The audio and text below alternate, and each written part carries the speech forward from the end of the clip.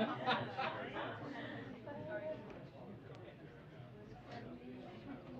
sorry, guys.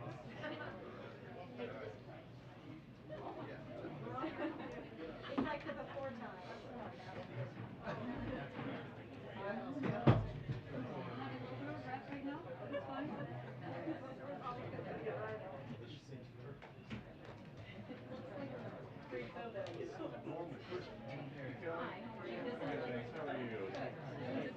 Recovered from the trip.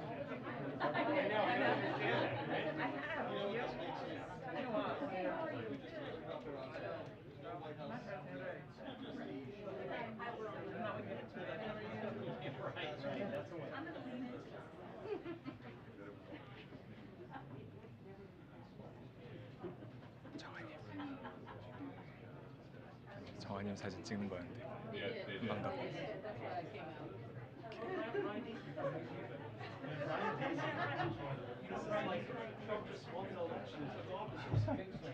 괜찮습니다. 저는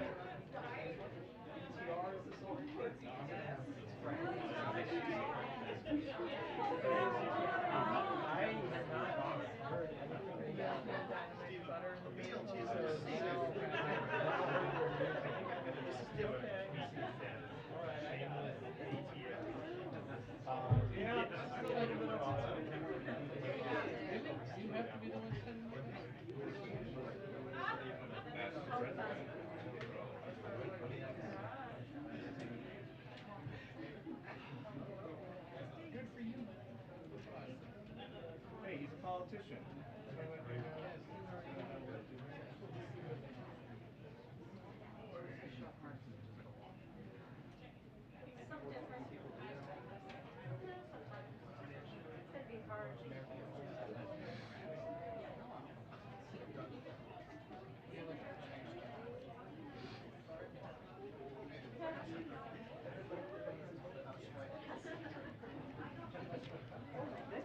Wow. Hello, everybody. Good afternoon. So much excitement. I know it's the Fed chair meeting, right? I know. We got Bloomberg. These, I mean, yeah. Forget about me. I know, it's not about me. Okay, so today on the final day of Asian American, Native Hawaiian, and Pacific Islander Heritage Month, I'm excited to welcome some special guests to the briefing room today, pop phenoms BTS. Woohoo! While many of you may know BTS as Grammy-nominated international icons, they also play an important role as youth ambassadors, promoting a message of respect and positivity. After this briefing, they will join President Biden in a discussion about Asian inclusion, representation, and diversity, as well as addressing an anti-Asian hate crimes and discrimination. As many of you know, the president has led a historic whole-of-government approach to combat racism, xenophobia, and intolerance facing ANHPI communities. Beginning his first week in office when he issued a presidential memorandum leveraging the power of the federal government to stand against this hate. The president also signed the COVID-19 Hate Crimes Act into law, signed an executive order to reestablish the White House Initiative on Asian Americans, Native Hawaiians, and Pacific Islanders, and funded critical research to prevent and address xenophobia against AA and NHPI communities. So without further ado, I will let the band take it from here. They're gonna each speak. We have a interpreter somewhere here. There you go. Good to see you. So they'll each speak first, and then the interpreter will come back up and interpret what they just said. They're not going to take any questions. They're just going to come here and give some words, and then we'll start the briefing. Thank you. Go ahead, Jess. Thank you, Karine, for your kind words. And hi, we're BTS, and it is a great honor to be invited to the White House today to discuss the important issues of anti-Asian hate crimes, Asian inclusion, and diversity. 네, 오늘은 AANHPI 헤리티지 먼스의 마지막 날입니다. 저희는 AANHPI 커뮤니티와 뜻을 함께하고 기념하기 위해 오늘 백악관에 왔습니다.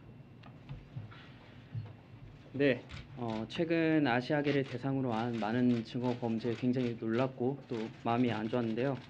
이런 일이 근절되는데 조금이라도 도움이 되고자 오늘 이 자리를 빌어 목소리를 내고자 합니다.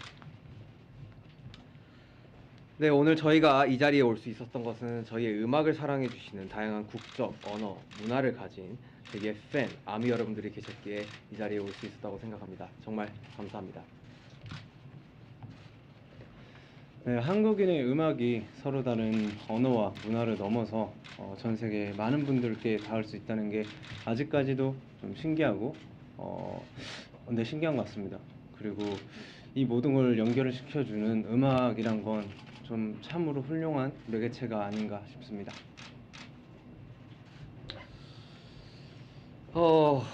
나와 다르다고 그것은 잘못된 일이 아닙니다. 옳고 그름이 아닌 다름을 인정하는 것으로부터 평등은 시작된다고 생각합니다. 네, 우리는 모두의 각자의 역사를 가지고 있습니다. 오늘 한 사람 한 사람이 의미 있는 존재로서 서로 존중하고 이해하기 위한 또 한 걸음이 되기를 바랍니다. And lastly, we thank President Biden and the White House for giving this important opportunity to speak about the important causes, remind ourselves of what we can do as artists. Once again, thank you very much. I'll provide an interpretation in Korean and English. 우리말과 영어로 통역 간략하게 전달드리겠습니다. 남준 씨는 친절한 소개 감사합니다. 방탄소년단입니다. 오늘 백악관에 초청받아서 반아시아계 혐오 범죄 그리고 아시아계 포용 그리고 다양성에 대해 논의하는 자리를 가지게 되어 정말 큰 영광입니다. Jun said today is the last day of the AANHPI Heritage Month. We joined the White House to stand with the AANHPI community and to celebrate. Jimmy said we were devastated by the recent surge of hate crimes, including Asian American hate crimes. To put a stop on this and support the cause, we'd like to take this opportunity to voice ourselves once again. Job said we are here today thanks to our army, our fans worldwide, who have different nationalities and cultures and use different languages. We are truly and always grateful. Jungkook said we still feel surprised that music created by South Korean artists reaches so many people around the world, transcending languages and cultural barriers. We believe music is always an amazing and wonderful unifier of all things. Shiga said it's not wrong to be different. I think equality begins when we open up and embrace all of our differences. V said everyone has their own history. We hope today is one step forward to respecting and understanding each and every one as a valuable person. 마지막으로 남준 씨가 중요한 문제에 대해 함께 이야기하고 우리가 아티스트로서 무엇을 할 수 있는지 생각할 기회를 만들어 주신 바이든 대통령님과 백악관에 감사드립니다. 감사합니다. What does it mean to you to come to the White House? We're gonna go. They're not gonna take any questions, but thank you so much, guys. Thank you. Thank you, guys. Thank you. Thank you. Thank you, guys. Thank you. BTS 화이팅! 감사합니다. All right. Thank you, guys. Thank you. Oh. All right. Okay. Yeah. Brian, I don't know how you're gonna. Okay. I don't know. I'm excited to hear what Brian has to say. Okay. Next up, we have Brian Deese, our Director of National Economic Council, who just came out of the meeting with the President and the Fed Chair and Secretary Yellen. And so he is joining us today. So thank you, Brian, for making the time. Okay.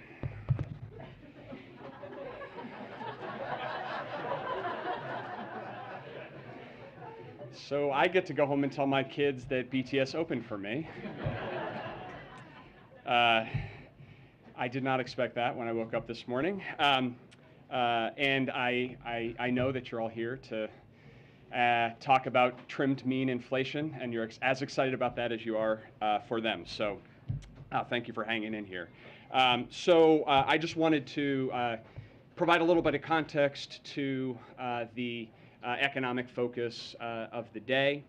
As you all know, the President just concluded a meeting with Chair Powell, along with Secretary Yellen and myself. It was a very constructive meeting focused on the outlook for the U.S. and the global economy.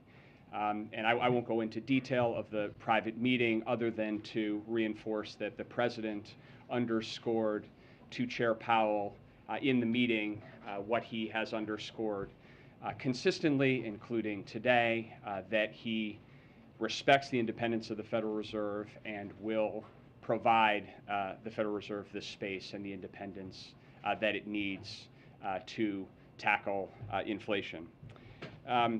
Also today, the President published a op-ed in the Wall Street Journal, and I will just give you a little bit of context for that piece and how we are thinking about economic priorities here. So 4 quick points. The first point is there is no question that the global economy right now faces a range of significant challenges. Inflation is first among them. It is a global challenge. We learned, for example, today that inflation in the euro area hit an annual rate of 8.1%. And it is a challenge that the President understands is hitting American families and creating anxiety and also economic hardship. As he said, he gets this. The second point is that as the President is making fighting inflation his top economic priority, it is really important that we recognize that we can take on inflation from a position of relative economic strength. That is true if we look in the global context. Few countries are better positioned than the United States to make this transition and navigate this transition that the President talked about today from historically strong recovery to more stable, resilient growth. If you look, the reason why we have those economic strengths is the strength of our recovery, the historically unique strength of our recovery. At the center of that is the labor market. You all know the statistics. I won't belabor them, but suffice it to say we have the strongest labor market in modern history, which is not only creating job opportunities to move into new careers with better pay for millions of Americans, but it is also pulling more people into the labor force. And in fact, we've seen the most rapid labor force participation rebound among prime age workers of any of the last 4 recoveries. And we're also seeing that in terms of the strength of household balance sheets as well. Savings is up, debt is down, bankruptcy filings remain near pre-pandemic lows. Eviction filings are 30% below their pre-pandemic levels. All of these are sources of economic strength from which we can now focus on bringing prices down. The third point, this was an important piece of this, which is that the President's talking about this transition and growth. As we move through this transition, our economic growth should look different than it has in the historic recovery phase. We've run this first leg of the race at a very rapid clip. That has put us in this strong position relative to our peers. But this is a marathon, and we have to move and shift to stable, resilient growth. And that's why the President's outlining the plan that he wrote about today, which is something that he has been focused on here for some time now. Core to that are the 3 elements that he flagged. The first is nominating quality people to the Federal Reserve. He has done that. He got an opportunity to speak with Chair Powell today. Strong, incredibly credentialed bipartisan group.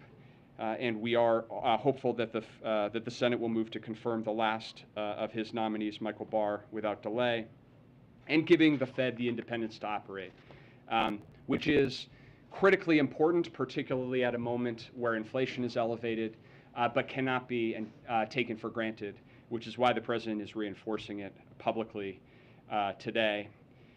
Second is lowering costs. How can we make things more affordable for typical families during this transition period? And the third is lowering the federal deficit, which will help to ease price pressures in the economy. that is on those second and third. That is the focus, the president's economic focus, the focus of our economic team. Many things, many of the steps therein are things that we can do on our own with executive action. There are also places where we need Congress's help and to work with Congress.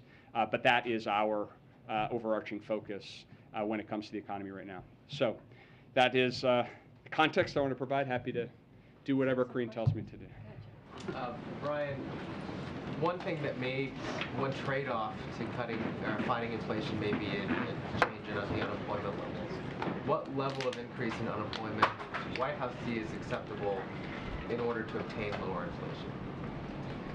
Well, I think that one of the things about this transition, and we are in this transition, one of the things about having the strength of the labor market recovery that we have had to date is that we are uniquely well positioned to actually move toward more stable labor market gains or gains more consistent with periods where we have had this level of unemployment in the past. And we can actually take on inflation without having to sacrifice all of those gains. And so you see that, for example, in the high rate of available jobs per worker. That can, and you've seen that start to moderate somewhat. So one of the ways that, for example, businesses can reduce their demand if that is necessary is to bring down the number of open jobs they have available. But that is, I think that the bottom line is we have a very strong labor market, and that is not only a source of strength for millions of people who are getting jobs or getting jobs at higher wages. It has helped to strengthen household and family balance sheets as well. So part of the reason why we have seen savings elevated and we have seen credit card payments and other debt service payments come down to historically low levels is because of the strength of the labor market. So that positions us relatively well going into this period of transition. Just one follow-up. The president emphasized, and you just emphasized, his respect for the Fed's independence. Is he happy with what the Fed is doing? Consistent with respecting their independence is respecting their independence. So what I would say is that he has confidence in the people that he has nominated. He is grateful to the Senate to confirming 4 of his 5 nominees, and he is focused on actually giving them the space to make those independent judgments. It certainly is the case that the president has identified inflation as his top economic priority, and he agrees with the assessment that the team at the Federal Reserve is making and that Chair Powell is making as well. But part of providing that independence is to stay out of the business of commenting on tactics, timing, or otherwise on the monetary policy side. So you can expect that from us going forward. Okay. A follow on that. If he's confident in the team that he's put there, is he confident that they will be able to deal with this enormous challenge, which is taming inflation and not putting the economy into a recession? Well, I think that what the president is and what we are very confident in is that we can approach this challenge and we can focus our efforts on bringing inflation down without having to sacrifice all of the economic gains that we've made because of the unique position of strength that we are in. Because of the progress that we have made over the course of the last 15 months, we are now uniquely well positioned to do that. Does the president think that the Fed needs to revise or review its modeling and forecasting techniques, given they pretty badly misjudged that inflation was not actually transitory? That falls squarely into the category of things that we will leave to the independent judgment of the Fed. Phil in the back and then Kelly in the back. Thank you, sir. You noted that inflation remains the president's top priority. I'm wondering a little bit about the intersection of that priority and the president's plan to forgive as much as $10,000 in student debt relief for families making as much as $300,000. Some analysis says that this would cost taxpayers as much as $250 billion, and of course that money's not going to be dumped into the economy all at once. But I'm curious how you see this affecting consumer spending, because presumably some of these folks, rather than servicing their loans, might go buy a new phone or decide to buy that car or go on the vacation. So are you confident that that student debt relief program would not have a negative impact on inflation? Yeah, so I'd say a couple things of that. The first is that notwithstanding some of the reporting, the president hasn't made any decision on that policy, and so I won't get ahead of any decision or any particular program or plan that has been speculated about.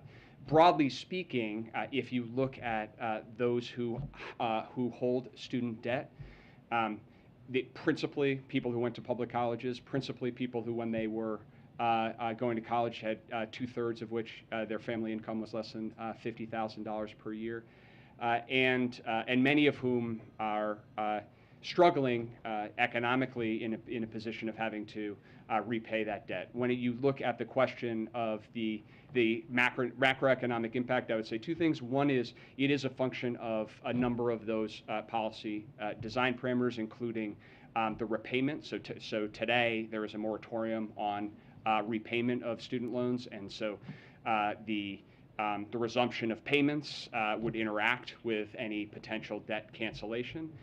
From a macroeconomic perspective, number one. And number two, if you look at the impact of almost any proposal, because of the point that you made, notwithstanding the cost of any proposal is the economic impact of any proposal would be across the course of years or a couple of decades, and so the impact on inflation in the near term is likely to be quite small. But again, because the president hasn't made any decision, and we're not talking about a specific plan, I won't speculate specifically, but I think most of the analysis suggests that the near-term impact would be pretty small. As you're putting together sort of this outreach today with the op-ed, with the message that you and other colleagues have been putting out there, is implicit in that sort of acknowledgement that you have not been telling the story of the economic picture in a way that has been satisfactory to the president? I think what this underscores is actually an ongoing commitment by the president to both train his focus on what is the most important thing for the economy and to communicate that as well. So I would point you back to the President's State of the Union, where the president said that my priority is lowering costs and lowering the deficit.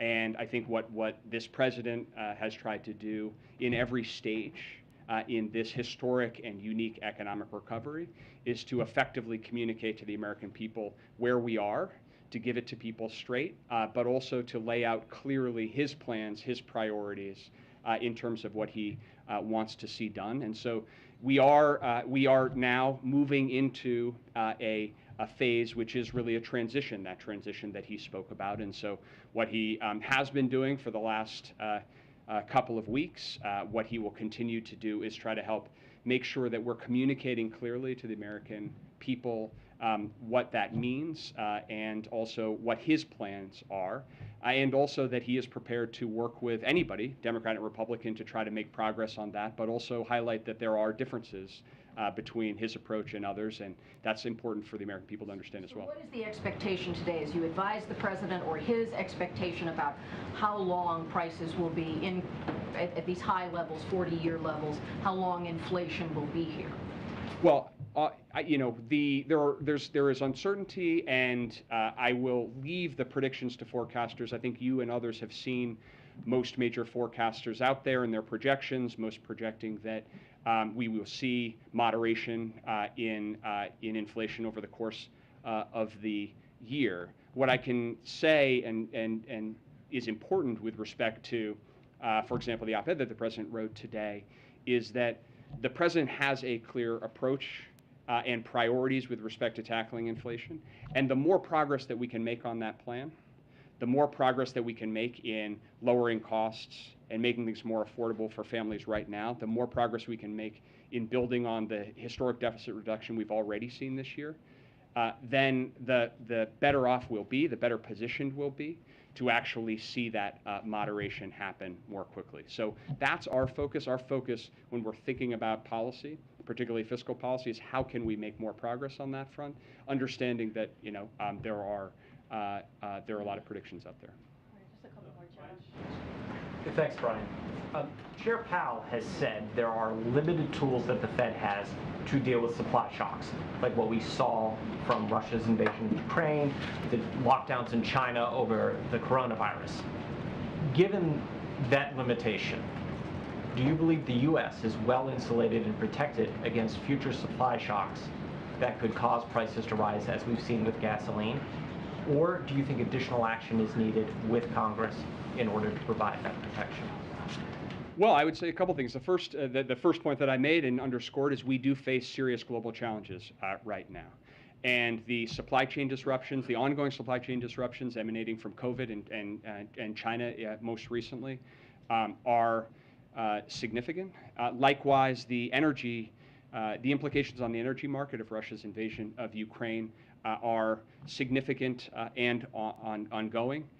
And so absolutely, those are significant global challenges. They are affecting energy prices and food prices globally. They are affecting supply chain distribution systems globally. That is point one. Point two is we in the United States are better positioned to actually navigate through those challenges than almost any other country, in part because of as I've said already, the strength of our economic recovery, in part also because of the work that we have done, for example, on the supply chain side over the last 9 months of consistent, focused effort working with all different parts of our supply chain. We now see, for example, the fluidity, what's known as, how fast containers can move through ports, for example, and get from a ship all the way to the end, that we have seen significant improvements in that fluidity across time, which puts us in a better position to navigate potential new supply shocks, but they pose ongoing challenges.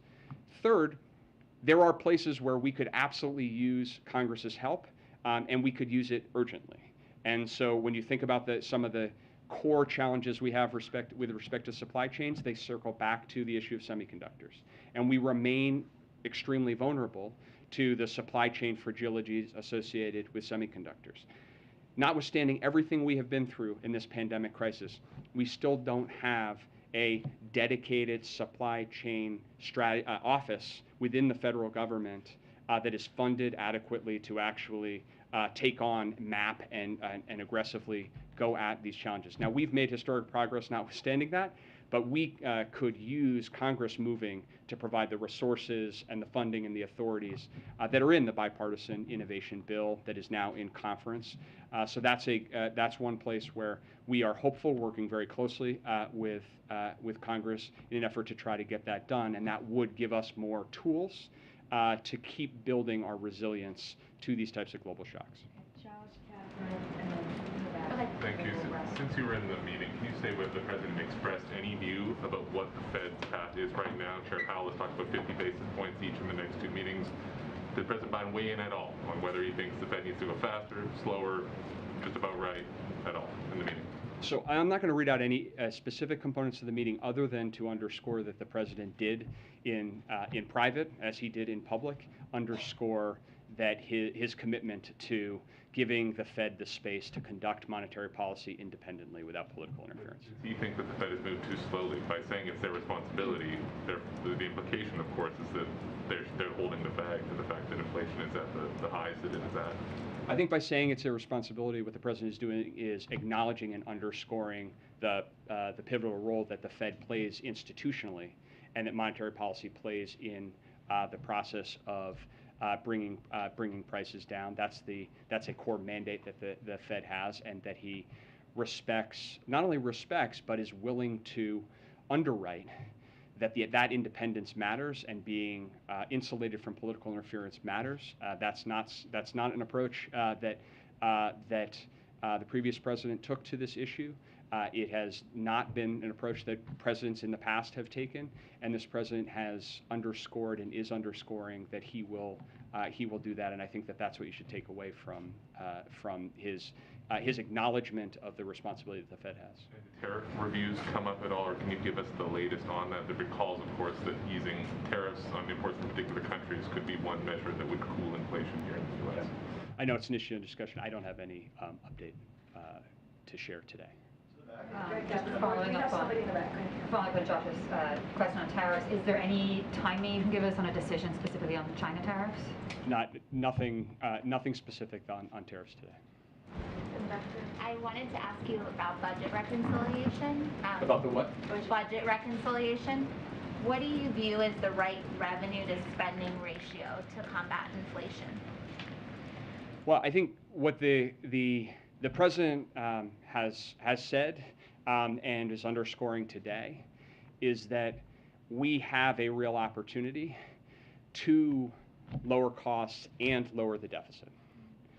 And that we can actually do those two things together in a way that will create a more competitive economic environment and actually increase incentives for businesses to invest in the United States by pairing tax reform with measures to lower costs for families.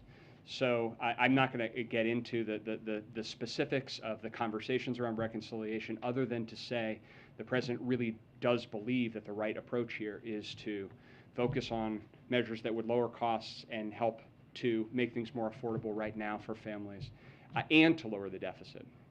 And that he believes that that's the right way to address inflation, and that's probably the most significant thing that Congress could do right now to actually help to accelerate the process of bringing prices down, to Kelly's point. About a year ago, you stood here at the podium along with other officials talking about inflation as transitory.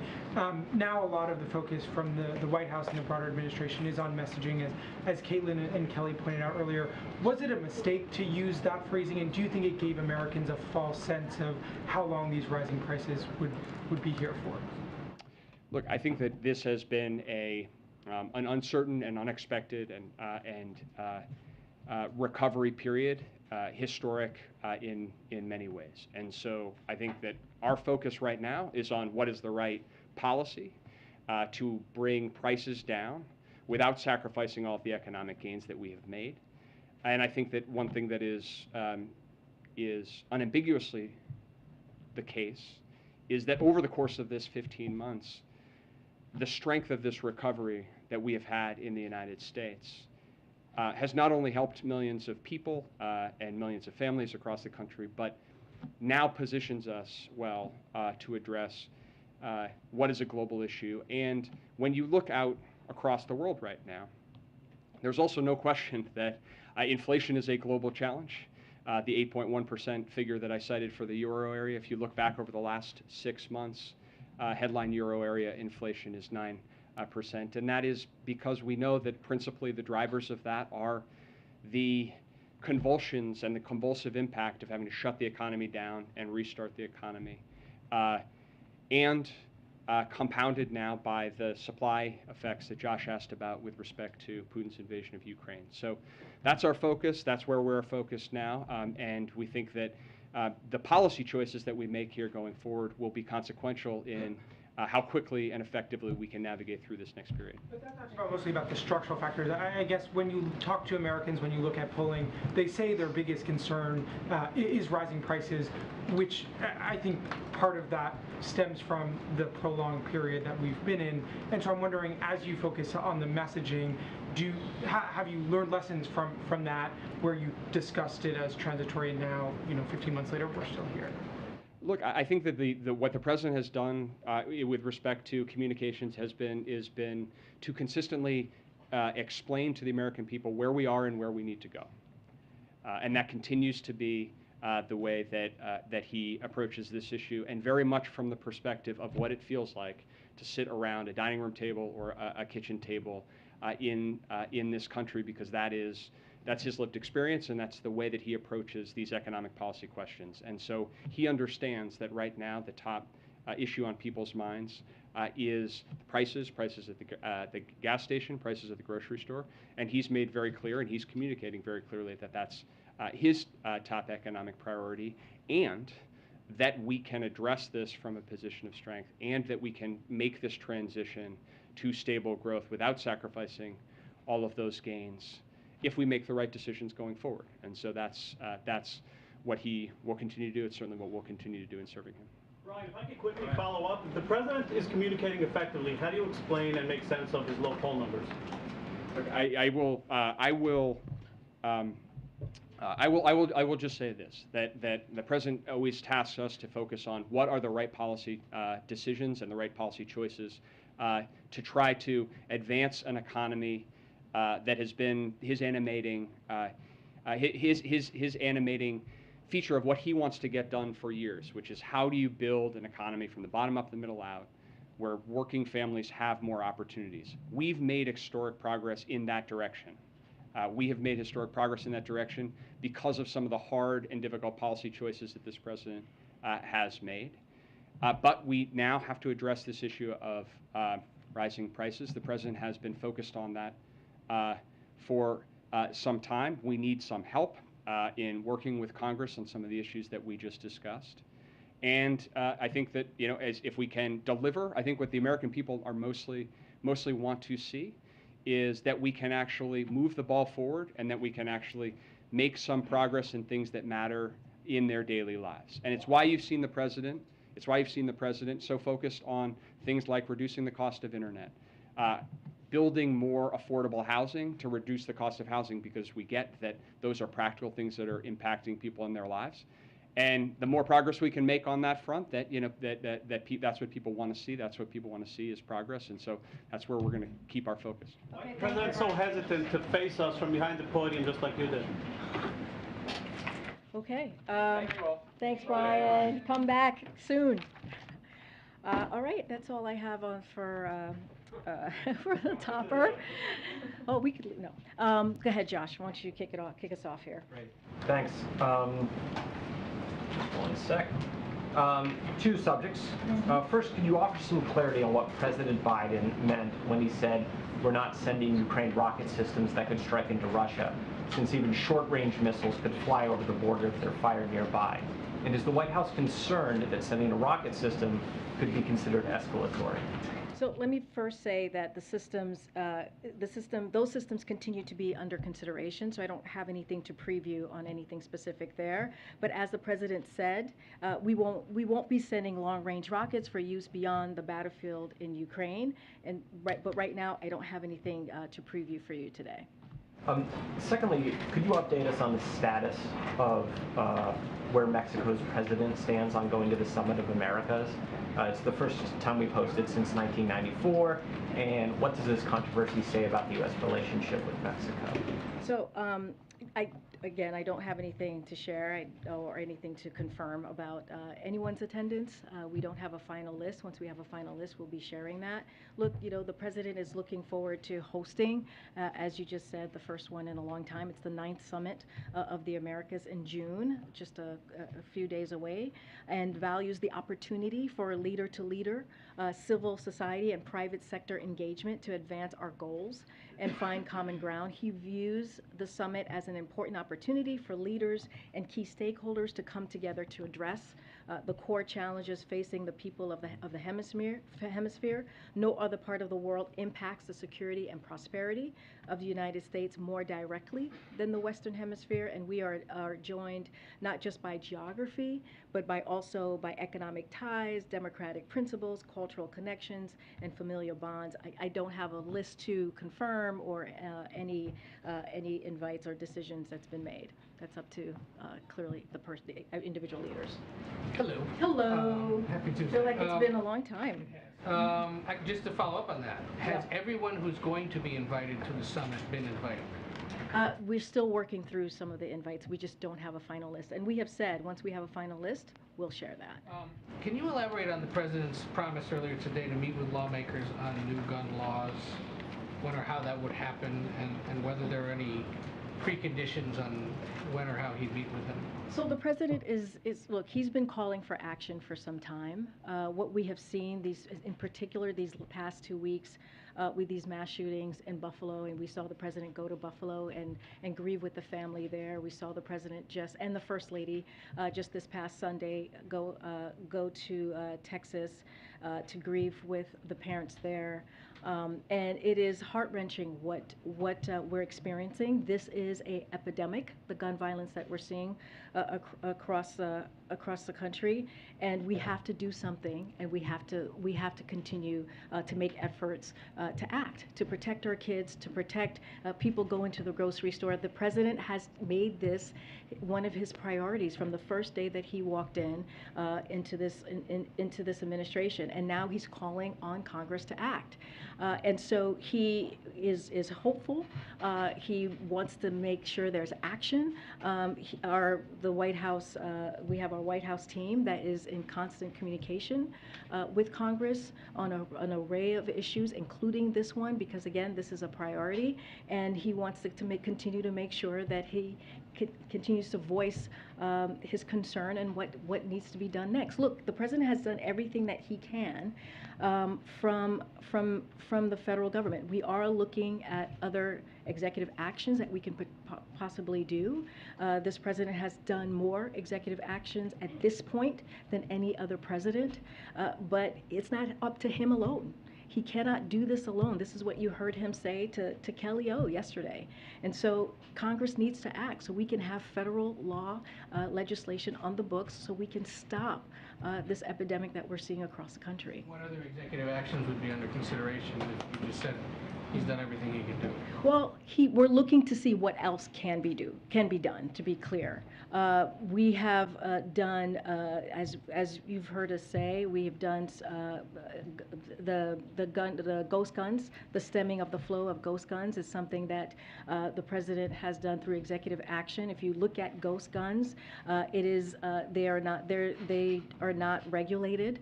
There's no serial number connected to them. They are the weapons of choice when it comes to terrorists and criminals.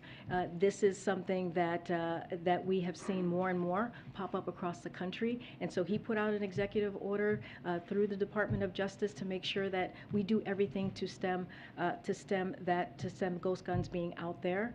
He's taken more efforts to take on gun traffickers and make sure that they are held accountable. He used the American Rescue Plan, which, by the way, no Republican voted for, to make sure that we put police officers back in the streets, who many of them lost their jobs during the COVID pandemic. And so there's $10 billion that we announced that cities have used to make sure that they are using that funding, or said they have used that funding for gun violence. These are the actions that this president has taken. And now he's calling on Congress to take action. He's calling on Congress to take a vote so that we can protect families and communities. He said, no, nothing's scheduled yet. I don't have anything more to preview. He said yesterday himself that they are looking at other options on executive actions. But again, he's done more than any president at this time. One other thing I wanted to just clarify from something he said on Friday during his address at the Naval Academy. The president was born in 1942, graduated from the University of Delaware in 1965. In his address, he said he was appointed to the Naval Academy in 1965. Was he? Was it in 1965? So I did not hear that part of the speech, so I would have to. Okay, I did. I missed. A lot of writing about it. No, I hear you, Ed. I hear you. I have not. I need to read it myself and just go back and see what you're talking about exactly. I can't speak to it right now. Okay. Thank you, Karine. Canada is making it impossible to buy, sell, transfer, or import handguns anywhere in that country. Would President Biden ever consider a similar restriction on handguns here? So, we'll leave it up to other countries to set their policy on gun ownership. The president has made his position clear. The United States needs to act, as I just laid out. He supports a ban on sale of assault weapons and high-capacity magazines, and expanded background checks to keep guns out of the dangerous hands. He does not support a ban on the sale of all handguns, to answer your question. Okay, thank you. In some places in this country now, a gallon of gas costs more than people on the federal minimum wage are making in an hour. What does the White House want these people to do? Just stop driving to work? Look, the president understands what it feels like. Deese just spoke about this. Brian Deese was just here and talked about how he understands what it means for people who are sitting at their kitchen table and see gas prices go up. He understands that feeling personally, or seeing prices of groceries go up in the grocery store. This is something that he is inherently aware of, and he is doing everything that he can. As Brian Deese was just here, his economic advisor, one of his top economic advisor, laying out what he is planning to do or continue to do to make sure that we lower costs at the gas pump. Brian also said that we are dealing with an unprecedented time with global challenges that we have never seen before. And that includes clearly the pandemic, that includes Putin's tax hike that we're seeing this past couple of months, that has had an effect on gasoline prices. $1.50 went up since Putin has amassed his troops on the border of Ukraine. These are real, global issues that has led to this moment. But the president is doing everything that he can to make sure that we address this issue. And you just mentioned Putin a few times as a reason for recent inflation. Do you guys think that any part of inflation this year is because of President Biden's spending plans, or is it all Putin's fault? Well, what I can say is we are, and Brian just spoke to this, we are at a historic place when it comes to the economy, when it comes to unemployment being at the lowest that we have seen in some time, when it comes to the president creating more jobs in his first term, his first year, than any other president, more than 8.5 million jobs. Now we're going to a place where we're going into transition, where we're going to see an economy that's more stable, that's more steady. So that's because of the American Rescue Plan that the president signed into law, that no Republican signed or voted for, I should say, and all of that work that he's done the first year has led us to a place where there are more jobs out there, more jobs are being created, that we are in a place where we're seeing economic growth. Now, and also, as I've stated, this is an unprecedented time with COVID. This is an unprecedented time with the war. And so that Putin has created and started on Ukraine. And so we have seen, data has shown us since these past couple of months, since the war, we have seen an uptick on gas prices. So I guess the next question would be, does President Biden take any responsibility for his policies potentially contributing to inflation? His policies has helped the economy get back on its feet. That's what his policies has done. When we talk about the gas prices right now, this is indeed Putin's gas hike. This is what we have seen in the most recent months of what we've seen at the gas pump. And so that is a fact. We have seen about 60% increase in the past several months, and because of the amassing and his invasion of Ukraine. And so the president, his goal right now, and what he is frustrated about, is what the American people have to go through, and what they are trying to deal with as they are around their kitchen table. So that is his focus right now. Go ahead. The president has talked about understanding from his life experience those difficulties, economic hardships, and so forth. Does he consider it a crisis for American families that prices are at this 40-year high? He understands the hardship that people are going through. He understands how difficult it is for families. He understands that. That's why he has done everything that he can and taken steps in many different ways to make sure that we lower cost. We announced new actions to give farmers the tools and resources they need to boost production and lower food prices and feed the world. High-speed internet for tens of millions of Americans. We announced new steps with the private sector to lower those prices. The nonpartisan Congressional Budget Office found that the deficit fell by $1.5 trillion this year, and it actually fell even more in most regions. Is it a problem? Is it a hardship? Is it a crisis? What is it that people are facing? We're just in a difficult time right now with this inflation. That's why he's doing everything that he can. Look, his op-ed, he talks about this explicitly, about what he knows the American people are going through. And he laid out what it is that he's going to do to really fight against inflation. So it is something that he he is aware of. This is clearly, right, as president, is something that is a priority to him. That's why he made sure that he rallied allies and partners around the world to release 1 million barrels of oil per day from the Strategic Petroleum Reserve, and that has been something that started for 6 months, in addition to an additional 60 million barrels of oil from other country reserves. That's for gas, to help with gas. The administration has allowed E15, which uses homegrown biofuels, to be sold this summer to help as well. And also he announced administration actions to save hundreds of thousands of families hundreds of dollars per month by fixing the Affordable Care Act's family glitch. So these are the things that he is continuing to work on and make this a priority. And that's why one of the reasons he wanted the American people to hear directly from him, hence the op-ed that came out. Back on the issue of gun reform, so you mentioned the limitations that the president is facing. He also has Yeah, been he blunt said this yesterday that himself. There's only so much that he can do, that much of this is in the hands of Congress. But in Texas over the weekend, the president came face to face with a crowd that was demanding that he act, chanting, do something. And the president said, we will. Given the limitations that he is facing, how can he make that promise? What makes him so confident that this time around will be different? So, as I've said, our team is in close contact with key members of Congress on negotiations. And when the president when it's helpful, he will certainly engage. But look, what we're talking about is popular. It's something that the constituents want, right? When you think about 88% support background checks on all gun sales, just 8% oppose. When you think about 84% support a ban on firearm sales to people reported as dangerous to law enforcement, just 9% oppose. 69% of support banning high-capacity magazines, just 22% oppose.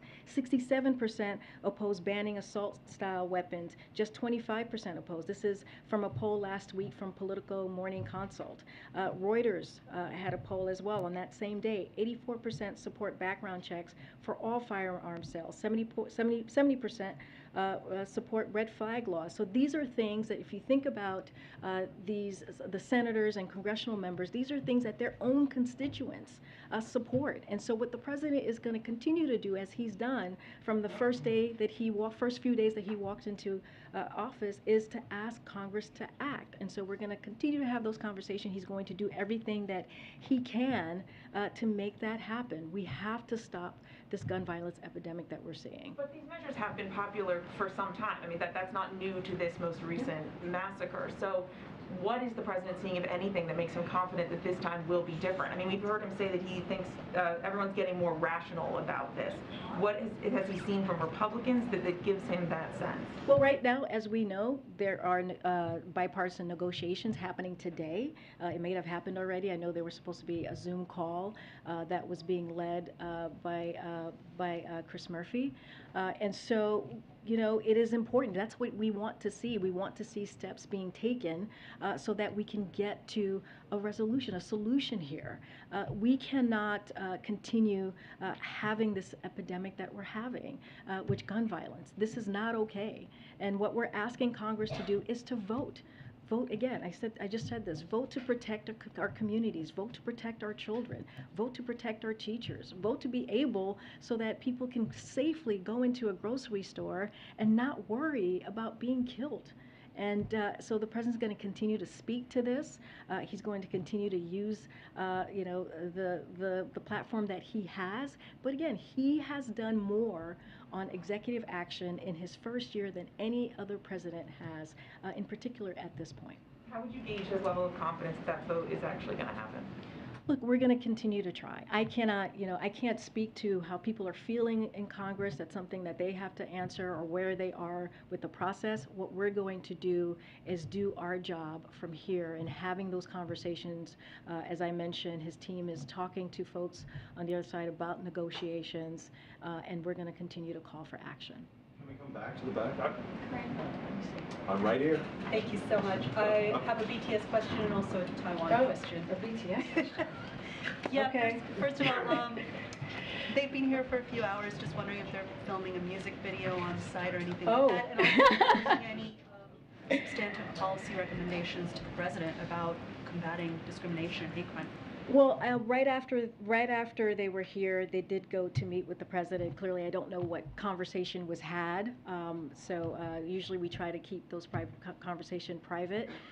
You heard from them directly about how important it was for them to use their platform to be here to talk about issues that matter to them, in particular the anti-Asian hate that we have seen across this country these past few years. And so this was an important moment for them. I spoke to them before they came out. They were thrilled to come out and make sure that you heard directly from them why they were here. I don't have much more to share. As you know, they're having a meeting right now with the president. So moving on to Taiwan, Senator Duckworth is in Taiwan today, and China has sent 30 overflights to Taiwan. Is this seen as a threatening move? And can you just illuminate, what Senator Duckworth is doing over there, what the point of this mission is? Yeah, I cannot speak for Senator Duckworth. You would have to reach out to her office. I don't have anything to say on why she's there. Something you see as threatening? It's something that we're monitoring. I don't have any comment on that at this time, but clearly these are things that we keep an eye on. Can I ask you a question from the back? Thank you so much. The president said yesterday that he believes Senator McConnell is a rational Republican. Senator McConnell said today that the group of lawmakers that are talking about guns in the wake of Uvalde are talking about the problem, which is, quote, mental illness and school safety. Does the president agree that that's the problem here? So, look, when the president said that, he believes that there are some rational Republicans in the Senate who can come together and work on a bipartisan bill. Mitch McConnell is one of those folks. He does not believe, and we've talked about this. He's talked about this. We are the only country that is dealing with gun violence at the rate that we're dealing, and other countries have mental health issues. So what's the problem here? And so the problem is with guns and not having legislation to really deal with an issue that is a pandemic here in this country. And so that is not his focus. Obviously, and when it comes to schools, and I don't know what he said specifically about schools. I know there's been conversation about hardening schools. That is not something that he believes in. He believes that we should be able to give teachers the resources to be able to do the job that they're meant to do at schools. And this is something that he's been focusing on since he was a vice president. So those are two things that he does not agree on. But look, he thinks there's a way to potentially come for senators to come together and Congress to come together. They need to act, and that's what he's going to continue to call for. Even though he disagrees with the top Republican in the Senate on what the problem is here.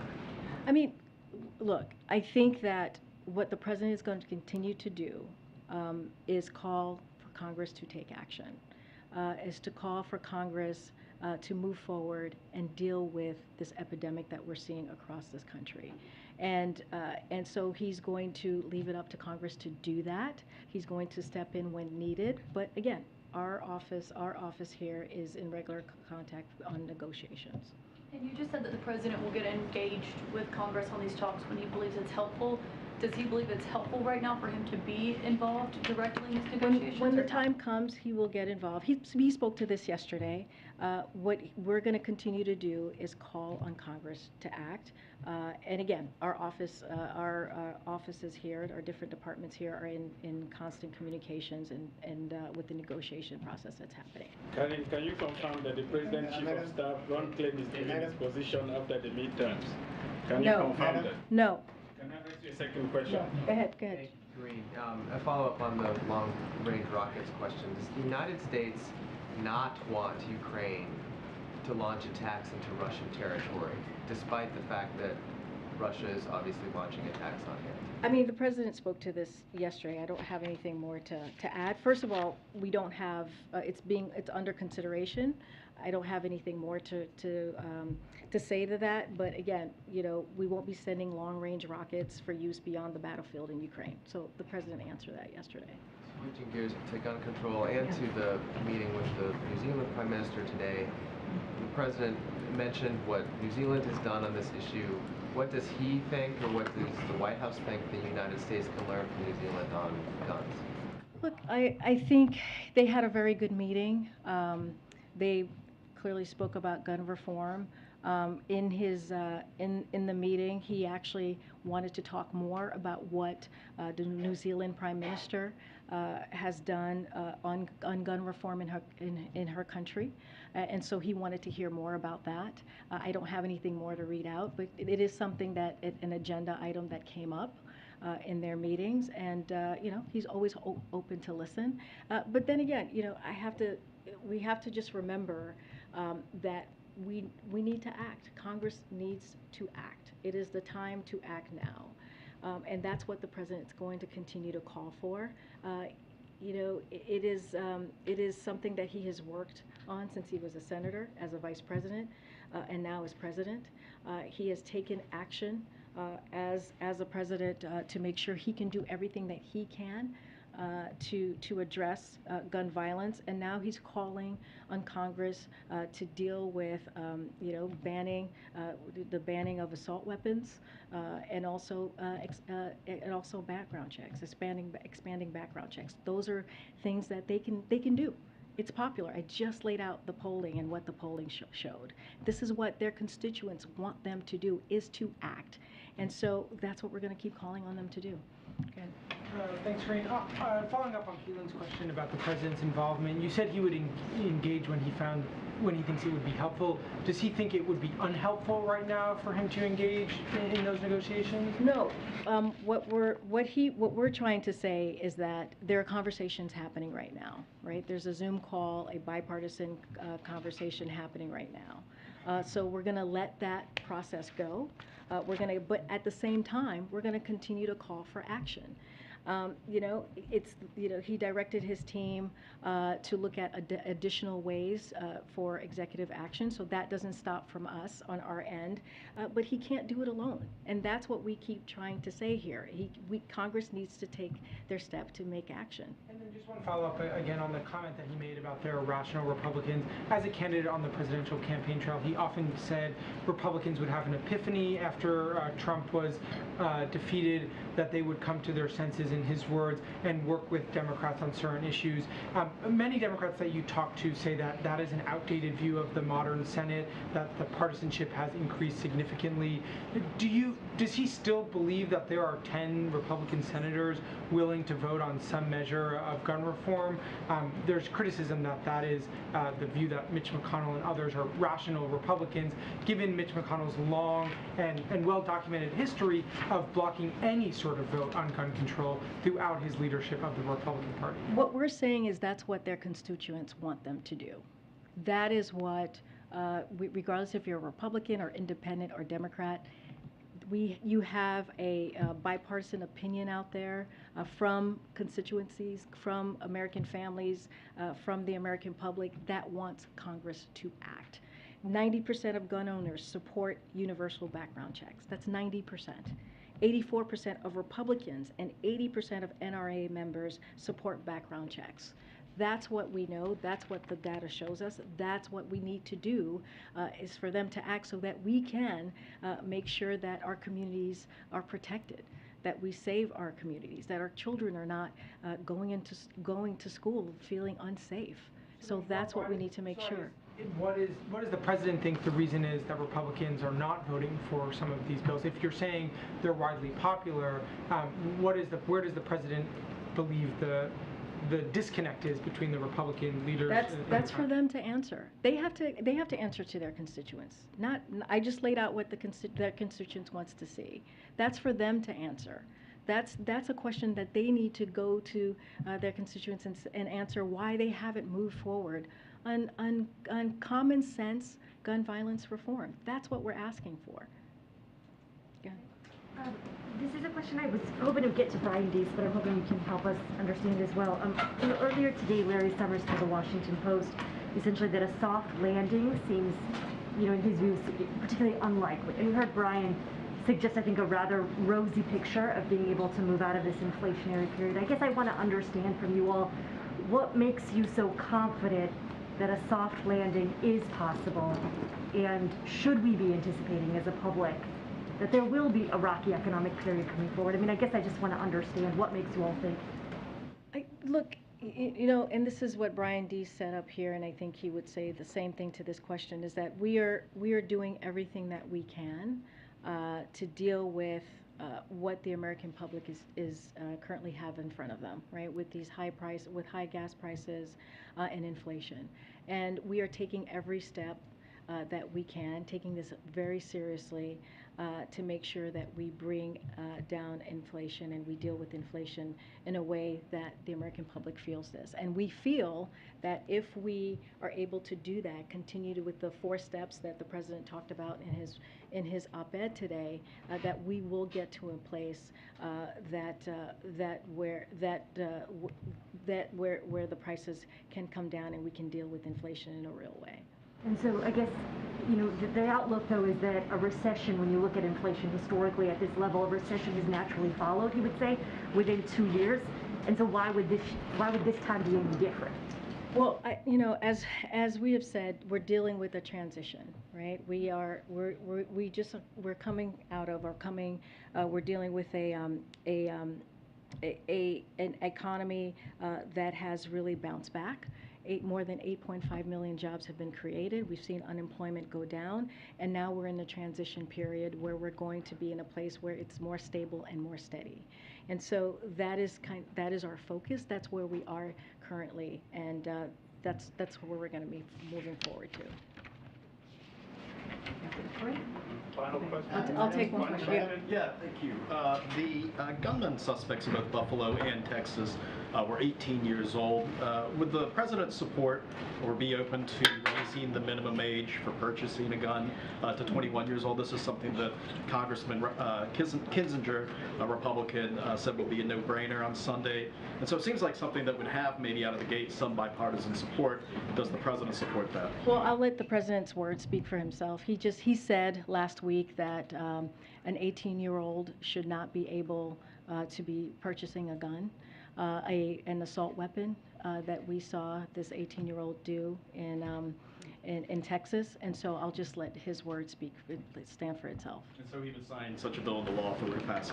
I'll just let his words stand for itself. I'll take one more. On the rocket systems, can you talk at all about how did the U.S. balance the need to help Ukraine without putting the country at risk of a direct conflict with Russia? I mean, again, we don't have anything to announce at this time. What the president said stands as of today. I don't have anything more. It's under consideration. I just don't have more to share on that. Guns, Karine, on Saturday, gun control advocates are marching in D.C. and cities around the country. Will the president take part in these gun control events in any way? Wait, can you say that again? I missed the first part. Is doing an event in D.C. and around the country on Saturday. Will be this coming marches. Saturday? Yes. Yeah. Or it's Saturday, yeah. And is it Saturday the 11th? I'm sorry, I don't know how many dates. June 11th.